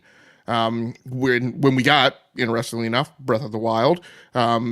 like we got Tears of the Kingdom this year, when we got Resident Evil 7, kind of like we got the Resident Evil 4 remake this year. So a lot of similarities, like we got Horizon Zero Dawn, like we got the Forbidden West expansion this year. So a lot of similarities. But I was thinking about kind of forcing myself to play some of those things, particularly as Tears of the Kingdom came out. And I was like, no, I think I'm just going to hunker down in my wheelhouse. So Tao and I have been talking an awful lot about baseball the last few weeks, and I decided, since I wasn't going to throw $70 towards Nintendo for Tears of the Kingdom, I didn't mind grabbing MLB The Show 23 on the Nintendo Switch so I can have it on the go. I have been playing it docked at this point just to kind of get into it, because there's a ton of settings in like setting up your franchise and trying to get it tweaked to the game that's right for you. Fortunately, I feel like I remembered most of those things from setting up my PlayStation 5. So thank goodness that, since I decided to get this on the Switch, thank goodness I decided to get it now on the Switch and not like later in the year when I would have forgotten how I set up my whole franchise and I would have had to struggle through that. Is there anything that, like, I played 22 both on Xbox and on Switch, and my Road to the Show character would carry over, and I think you could do franchise. Like, I don't remember how much. There was something like you could link your account. Have you played around with that at all? Is there anything that carries over, or are you just starting fresh? No, I deliberately didn't, because I actually, one of the things that I wrote about, I can't remember where, but maybe on Mastodon today, was, remember back in the day I had a PlayStation Portable, and EA had a baseball game, and they had a version of that baseball game on full-blown consoles, but they also had a version on the PSP, and I found it really enjoyable to have the two different seasons. So I approached it the same way, and I was like, no, I'm playing on the PlayStation 5, I'm playing the Washington Nationals. On the Nintendo Switch, I'm playing the Cincinnati Reds. And so like I said, I'm playing that. I didn't link my account. I just set up a new thing. It's kind of funny that like your Nintendo login, it asks you to log in to ostensibly probably what is a Sony server somewhere in the background, but I just made up a name. It has no association whatsoever to do with any of my online identities on any console platforms, and I'm like, yeah, that's Nintendo's internet services for you. So, but yeah, I'm playing the Cincinnati Reds. I'm having a great time. I'm actually having more fun in certain ways than I am on the PlayStation 5 version. Tell me more, like, because when I played it, it felt, when I played it on 22, it definitely was, it was the game, but I didn't, and partly it was the frame rate, and partly it was like just the graphical fidelity. Like, so it felt like a lesser experience. So how are you having more fun with it? So those things are there. It doesn't have the graphical fidelity. It has periodic slowdown in the animations. All of those are in like the stepping up to the plate animations or like the running on the field animations. None of those have anything to do with gameplay. In terms of gameplay, it's the same game. When you look closely, there's some texture fill in that's not there as much as on the PlayStation 5 version. The crowd especially, you can see a lot of loss of fidelity there. But when you're on the mound, when you're over the plate, it's the same game. There's zero loss and zero difference in gameplay. One of the reasons why I think I'm partially having more fun with it is because I'm sure of memory, compute, storage limitations. There's less frequent animations. And so a game, because I play a full 9 innings of baseball, the games go by faster. So I feel less crunch and less of a time management problem than I do on the PlayStation 5 version. And for some reason, this may have to do because I've been playing so much, but I'm playing better on Nintendo Switch, which is in the exact opposite direction than what Tao mentioned his experience was. I'm playing better, and I don't know whether it's because I'm seeing the ball better. I'm playing on a 32-inch curved screen Samsung monitor, 144 hertz display, which theoretically the Switch is only putting out a 60 hertz signal, whatever. But I'm seeing the ball better. Maybe I'm sitting closer to the screen, but in comparison to the playing it on the PlayStation 5 at 4K 120 on a 43-inch display, I'm picking up the ball better. I'm batting better. And I don't know. It could be the controller, because the controllers have the Pro controller has offset analog sticks, right? So could be that. I don't know, but I am enjoying my time with it. Love MLB the Show. A weird thing that I thought was really strange was the soundtrack is slightly different. And I don't know why. It's not like they're more family friendly. Like the PlayStation 5 soundtrack, it's not like it was less family friendly than this one. There's more female lead singer tracks, and there's like country tracks mixed in. So I don't know what that's about, but whatever. That's just one of the differences that I noticed that was kind of weird. But I'm having a good time with it. Nice. Yeah. Load times are slower too. You can noticeably see that. Yeah, no, but again, like you're right. Like the gameplay is still there, and all those animations. Like when I play MLB the Show, I'm skipping those. When they do the replay of something, I'm gonna skip over that most of the time, anyways. So, no, that's it's good. I appreciate that you both are playing some baseball. I have one of the other things I've been playing some MLB The Show as well, but mine is MLB The Show 17. So I'm still with my Road to the Show character. I am pretty much like every year I play it and play through kind of, I'm up to date. I'm in June of 2023 in my Road to the Show. So, which is actually interesting because it's coming up on my first time in free agency. So I get to play around with kind of the whole contract aspect of that as well. Well, yeah, I should. It's like two other things I should mention just because we've talked about them before. So, I in the Cincinnati Red season on the Switch, I am playing with the leadoff runner on second base when it goes to extra innings. So that should help a little. Like I said, I don't track baseball very closely, but I guess I'm old school about everything now. I am not playing designated hitter in both AL and NL. So, I guess it's somehow historical baseball in 2023.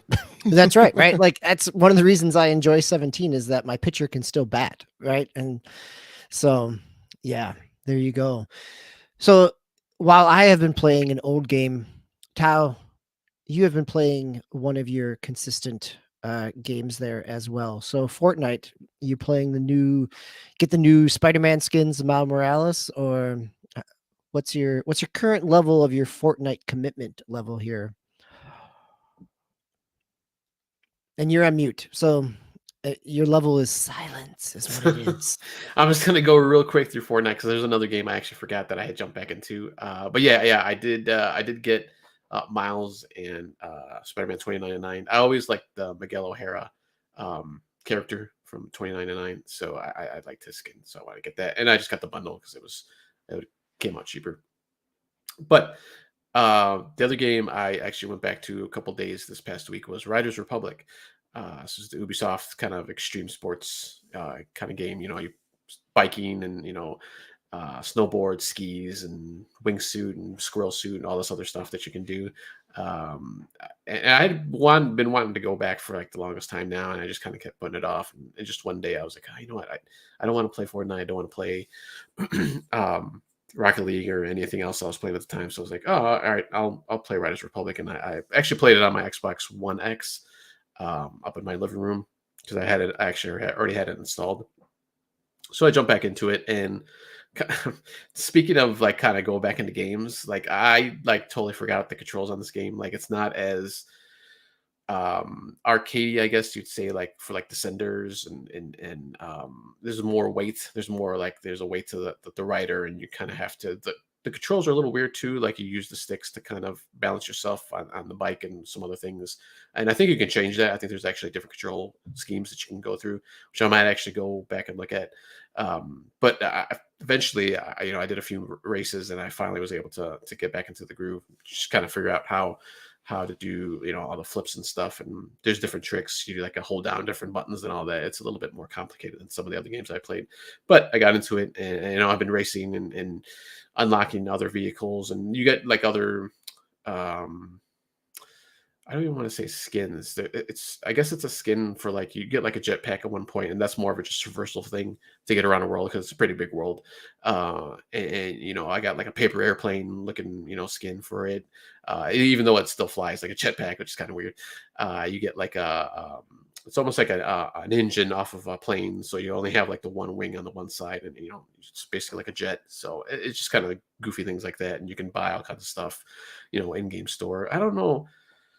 I don't remember if you can use in-game money, or real world money to get stuff or not. But yeah, you could. I mean, you used to be able to. That's what I thought. Haven't gone back to it in a year or so, but yeah, you definitely could purchase. Yep. Okay. So yeah, I just been using whatever in-game money I already had, just customize my character, and I think it's just the character stuff you buy, because I think all the other unlocks you for like the vehicles or for the different bikes and stuff like that, you just unlock during the game, or find them. But yeah, it's been a fun kind of a fun time to get back into that, and just been having a lot of fun kind of keep up with that one. Yeah, that's a game that I really enjoyed, and it's one of those where, like, I don't know, the PlayStation 5 version of it was $15, right? It's been on a variety of Ubisoft sales, and there's a lot of game there. And it's going back to the Assassin's Creed, Ubisoft, Far Cry, let's mark your map with all kinds of things. There's definitely lots of things marked on that map, but it also makes it easy to jump back in and out of, because once you get the handle of the controls again, you kind of have, where you're going. Yeah, you've got lots of options. Yeah, that's what I was doing. I just see something on the map and I just go straight to it. So whatever it was, like they have those little, kind of like Assassin's Creed, kind of like the educational stuff that you can, there's a point of reference for something, in the environment. It tells you a little brief summary about it. So that's kind of cool too. Some of the national parks and things that they kind of highlight. Yeah. Yeah. Yep. So Game Logic, you got 2 more games here on the wrap up, but since we've been talking about Ubisoft games and marking maps, let's flip the order here. And you've been playing some Assassin's Creed Origin. So did you pick this up on PC? I have it on PlayStation back from when it came out. Really, sunk a number of hours into it, like the characters.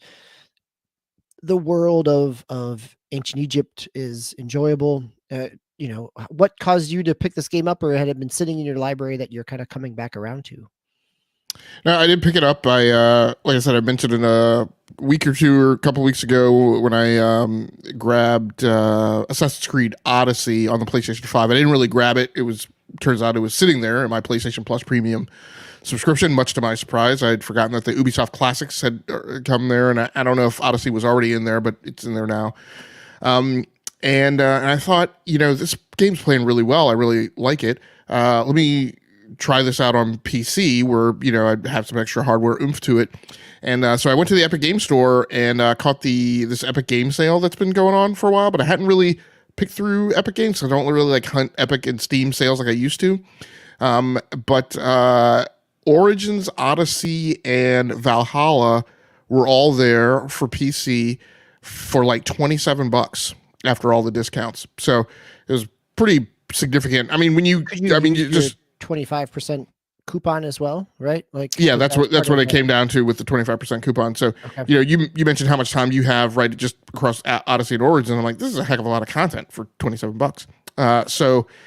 And then I decided that I was like, I don't know that I want to play Odyssey, another instance of Odyssey as well. So no, let me go back to Origins. So, went back to Origins, hardware aside. I finally, because I've been an idiot for the last couple of years, and I've only been thinking, I was so happy when Xbox controllers started incorporating Bluetooth that I've been just struggling for months trying to get Xbox controllers to work over Bluetooth on PC.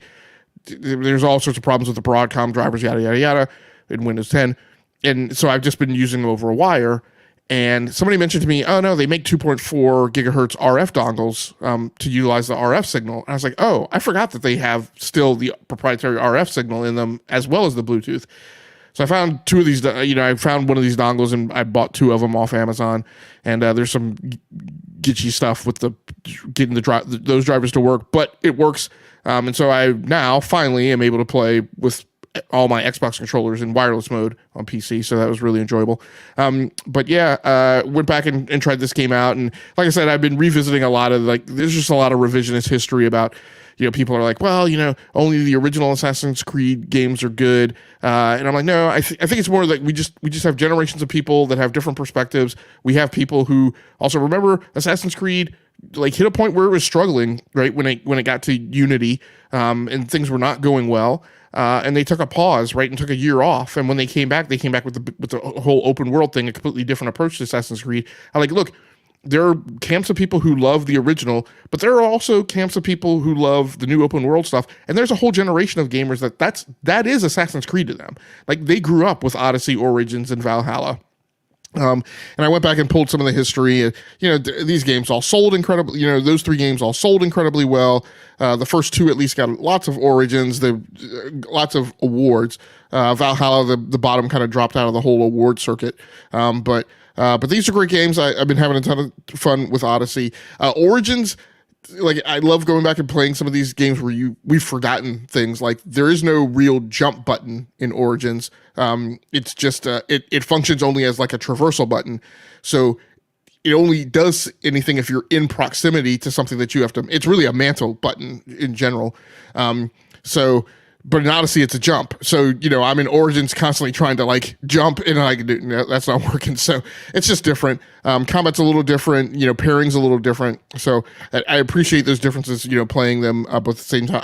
I personally think Odyssey's the better game, just in terms of, even though I'm playing on PC, graphical fidelity, performance, artistic style, and things like that. But I love both. Having a great fun playing Origins on PC. Nice. Yeah, no, both of them are really just, I love them. I mean, they're Odyssey. I actually went back to a couple weeks ago, played a little bit of the free quest that kind of ties in Valhalla.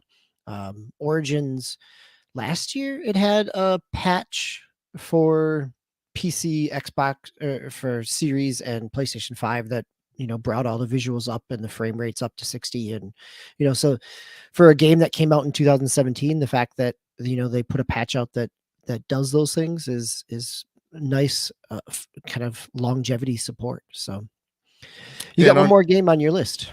Yep. And my last comment on AC Origins, and on PC, it supports 3440 by 1440p resolution. So I'm playing in a big, ultra wide screen format. So it's really cinematic and awesome. The other game I've been playing is WRC Generations. Again, just kind of reconsidering, wanting to hunker down in my wheelhouse. I did want to get back to playing racing games, which is kind of one of my staple genres. I broke out my Thrustmaster T300 RS servo motor, wheel, and pedals, because that's a thing that I've bought that was very expensive that I just don't put enough time in on.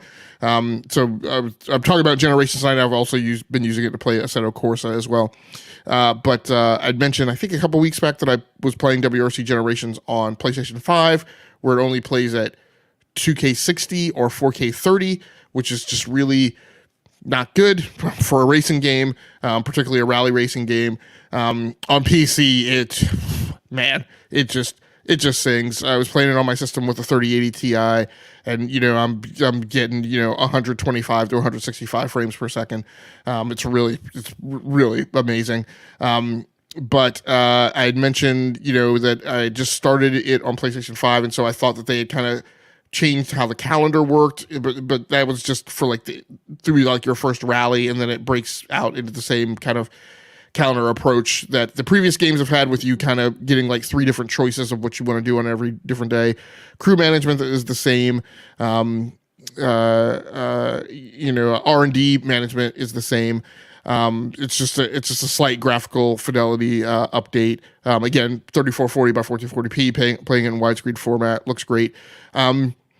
Interesting note is, this, so KT Racing and Nakon, KT Racing is the developer, Nakon is the publisher. This is actually the last year for them having the WRC license. Lots of people don't even know this by WRC FIA. They still think of it as the old, I think what it used to be called was WTCC the official game or something like that. But this is their last year with the license. It actually converts over to Codemasters. And so what we would expect next year is you would expect a Dirt Rally version game using the full WRC license. And so it'll be very interesting to see, the difference between the two is WRC really accurately maps the official World Rally Championships and the different circuits and the courses much more. Dirt Rally, I think, is the better game from a graphical fidelity physics model perspective. But lots of those courses aren't official courses and are kind of, made up stuff that Codemasters does. But WRC is a little more faithful to the sport. We'll see what they do next year. But for WRC Generations on PC, it plays great. There's some little nits that I don't like with the controllers. I couldn't set up my wheel and pedals exactly the way I wanted to, particularly with regards to the handbrake. There's some goofy constraints that I'm not accustomed to seeing on most racing games. But at the end of the day, I got some workarounds to work. But it's really a fun game and a pretty great outro. For them. Great to play with the wheel and pedals. I'm doing a little bit better, than I've done. And some grueling courses. I ran a 26 kilometer power stage on it last night. And then after that, I was like, okay, time out. I got to walk away from this because my arms are tired. Nice. Always good to make use of that wheel and pedals. So, Tom, anything else in terms of any wrap up here that you have? Any final comments? Any other nods that you want to make? No, just a quick question for game. Does your wheel is there force feedback on that? Yeah. So the wheel and pedals, it's like I said, it's a Thrustmaster. When you originally boot, so first of all, it requires its own power supply. So it has a cord that comes out of it that goes to 120 power. But this is a device that when it initially powers on, the wheel rotates 360 degrees to the left and then 360 degrees to the right. If you're standing or a lot of times I'll be I might be underneath my desk or something if your head is in the vicinity or your hands there's warning things don't put your hands through the wheel. If you're not practicing safety when this thing lights off, you're the force that it wrenches that wheel around with is it's impressive. I don't put my coffee mug in all of my PC desks have cup holders and stuff. I don't put my coffee mug in the thing because the wheel it's pretty bad. Definitely has force feedback. You can tweak that in most games. And actually, when you install the drivers, there's a little Thrustmaster configuration app that comes up where you can tweak that as much as you want to. But it definitely has.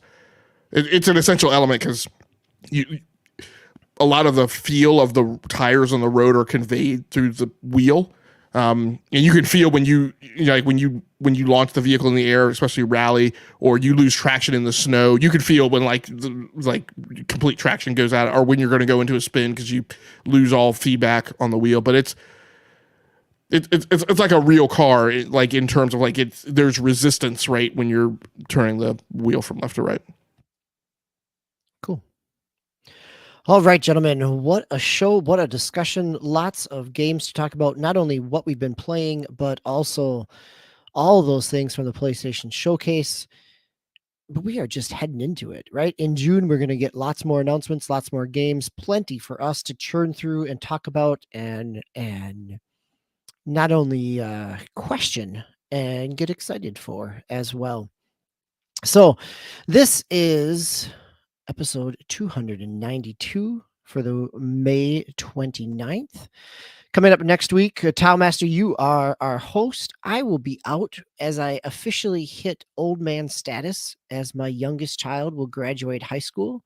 So I will be gone next week. So I will be hopefully coming back with more games to talk about.